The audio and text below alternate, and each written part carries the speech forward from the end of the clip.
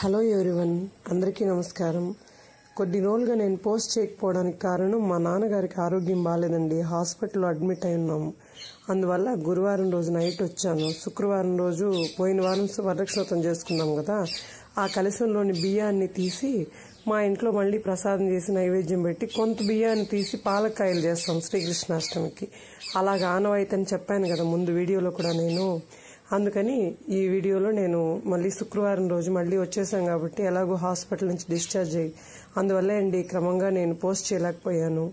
అమ్మవారికి ప్రసాదం నైవేద్యం చేసి అమ్మవారిని యథావిధిగా తీసి పెట్టడం మా ఇంటి ఆనవాయితీ. ఫ్రీ హ్యాండ్ రంగోలీ అండి.